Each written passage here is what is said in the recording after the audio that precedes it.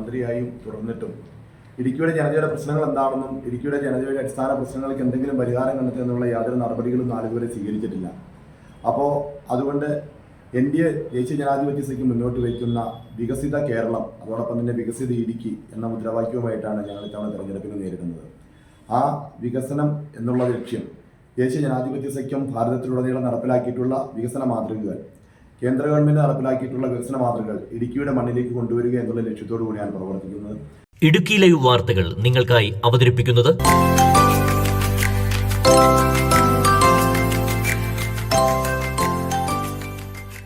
അതോടൊപ്പം തന്നെ കേന്ദ്ര ഗവൺമെന്റിന്റെ സഹായത്തോടു കൂടി ഇടുക്കിയിലെ ഭൂപ്രശ്നങ്ങളും അതോടൊപ്പം തന്നെ നിർമ്മാണ നിരോധനം അടക്കം, അതുപോലെ ചികിത്സാ രംഗത്തുള്ള ഉയർച്ച, അങ്ങനെയുള്ള എല്ലാ അടിസ്ഥാന പ്രശ്നങ്ങൾ പരിഹരിക്കുക എന്നുള്ള ലക്ഷ്യത്തോടു കൂടിയാണ് മത്സരിക്കുന്നത്.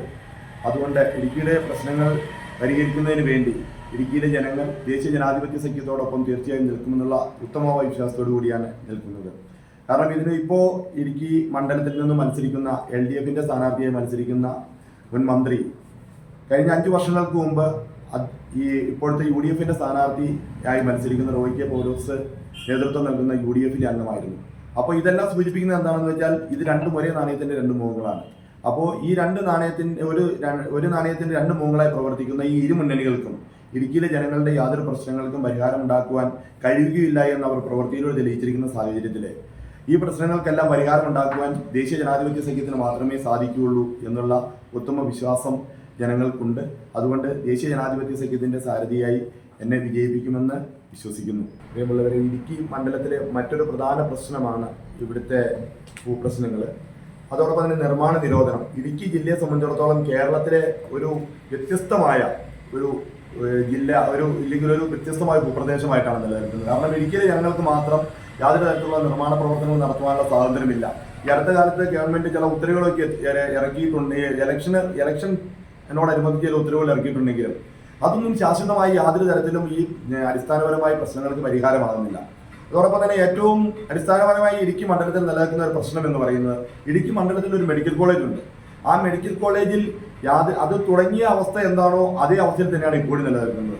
അവിടെ രോഗികൾക്ക് ആവശ്യമായ ചികിത്സയ്ക്ക് ആവശ്യമായ മരുന്നുകളോ അതോടൊപ്പം തന്നെ അവിടെ രോഗികൾക്ക് ആവശ്യമായ ഡോക്ടർമാരോ സ്റ്റാഫുകളോ ഒന്നും നിയമിക്കുവാനായിട്ട് ഈ സർക്കാരിന് കഴിഞ്ഞിട്ടില്ല എന്നതിലുപരിയായിട്ട് ഈ മണ്ഡലത്തിൽ നിന്നും തെരഞ്ഞെടുക്കപ്പെട്ട് മന്ത്രിയായി 5 വർഷക്കാലം സേവനമനുഷ്ഠിച്ച മിനിസ്റ്റർ അതിനു വേണ്ടിയിട്ട് യാതൊരു നടപടിയും സ്വീകരിച്ചിട്ടില്ല എന്നുള്ളതാണ് ഏറ്റവും ജനദ്രോഹപരമായ നടപടി. അപ്പോൾ ഈ പ്രശ്നങ്ങൾക്ക് എല്ലാം ഒരു പരിഹാരം കണ്ടെത്തുവാൻ, അതോടൊപ്പം തന്നെ ഏഷ്യയിലെ ഏറ്റവും വലിയ ടൂറിസം നടക്കുന്ന സ്ഥലമാണ് ഇടുക്കി ജില്ല.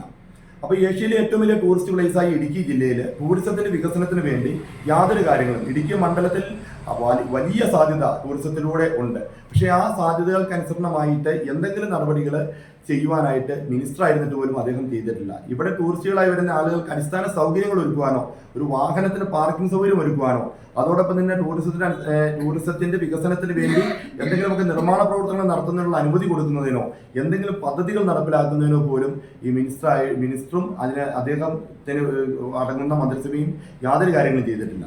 അപ്പോൾ കേന്ദ്ര ഗവൺമെന്റ് സഹായത്തോടു കൂടി ഈ ടൂറിസം വികസനത്തിന് വലിയൊരു ലക്ഷ്യം വെച്ചുകൊണ്ട് തന്നെയാണ് ദേശീയ ജനാധിപത്യം മത്സരിക്കാനായിട്ട് ഇറങ്ങുന്നത്. കാരണം എന്താണെന്ന് വെച്ചാൽ കേന്ദ്ര ഗവൺമെന്റ് സഹായത്തോടു കൂടി ടൂറിസത്തിൽ വലിയ വികസനം ഉണ്ടാക്കുവാൻ സാധിക്കും. കാരണം ഒരുപാട് പദ്ധതികളുണ്ട്. ഒരുപാട് പദ്ധതികൾ നടപ്പിലാക്കിയാൽ ഇടുക്കി ജില്ലയുടെ മുഖച്ഛായ തന്നെ മാറ്റിയെടുക്കുവാൻ, ഇടുക്കി മണ്ഡലത്തിന്റെ മുഖച്ഛായ തന്നെ മാറ്റിയെടുക്കുവാനായിട്ട് നമുക്ക് സാധിക്കും. അതിനെല്ലാമുള്ള വ്യക്തമായ പദ്ധതികൾ നടപ്പിലാക്കിക്കൊണ്ടാണ് ദേശീയ ജനാധിപത്യ സഖ്യം ഇത്തവണ ഇടുക്കി ലൈവ് വാർത്തകൾ നിങ്ങൾക്കായി അവതരിപ്പിച്ചത്.